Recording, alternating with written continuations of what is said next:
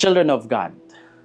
Matteo Ricci was an Italian Jesuit priest who traveled to China during the late 1500s. At that time, China under the Ming Dynasty was highly advanced in culture, philosophy, science, and government structure. Foreigners were often viewed with suspicion because many outsiders failed to understand Chinese customs and traditions. Instead of forcing European ways upon the Chinese people, Matteo Ricci patiently studied their language, literature, history, and philosophy. He dressed like a Chinese scholar and spent years learning how to speak and write Chinese fluently. He respected Confucian traditions and built friendships with intellectuals and government officials.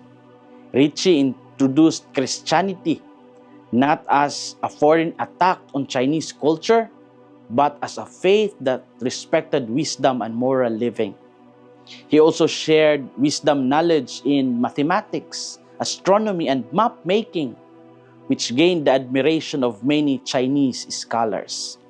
Because of this respectful approach, many people became open to listening to the Christian message. Matteo Ricci became one of the greatest examples of evangelization through dialogue, humility, and sincere love for people. In the Gospel of Matthew, Jesus looked at the crowds and felt compassion for them because they were troubled and abandoned like sheep without a shepherd. Jesus did not simply observe the people from a distance. He cared deeply for them and sent his disciples to bring healing, hope, and guidance. What are our inspirations for today? First, people listen more when they feel respected. Jesus sent his disciples not to dominate people but to serve them. Jesus instructed them, "As you go, make this proclamation, the kingdom of heaven is at hand. Cure the sick, raise the dead, cleanse lepers, drive out demons." The mission involved healing, helping, and caring for people sincerely. Christ understood that hearts open more easily when compassion is present. Today, many conflicts happen because people refuse to listen respectfully. Families break apart because of pride. Friendships weaken because of harsh words. Even in evangelization, some people become too quick to judge rather than understand. The gospel reminds us that respect and kindness are powerful ways of bringing people closer to God.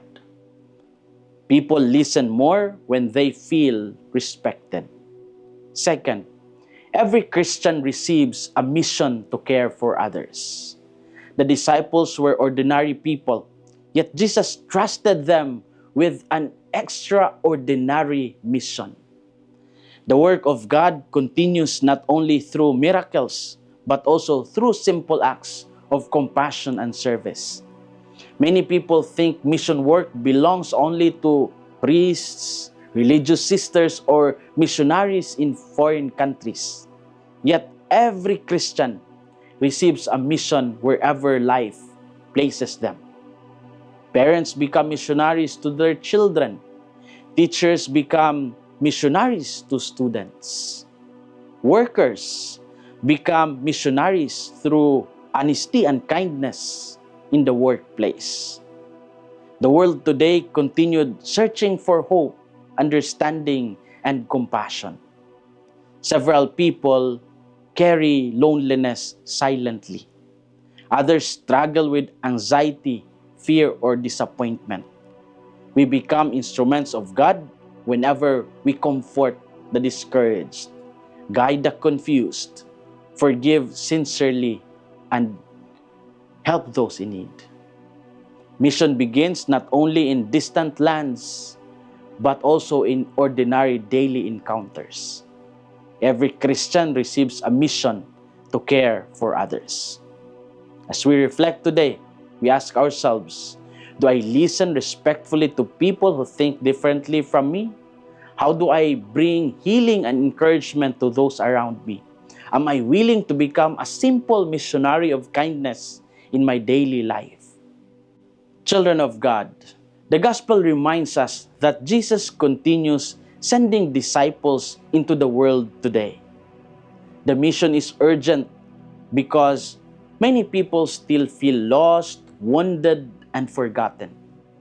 The church continues this mission whenever Christians choose love over arrogance and service over pride. We do not need to travel far to become witnesses of Christ. We simply need hearts willing to care, listen, and serve sincerely. This is Father Felmar, SVD, your Good News caster from Radio Veritas Asia, the voice of Asian Christianity, and may the Almighty God bless you, the Father, the Son, and the Holy Spirit. Amen. Thank you for watching and listening. Stay inspired every day with our daily reflections. Be part of our growing online community of faith and inspiration. Don't miss a single reflection. Follow us on our social media platforms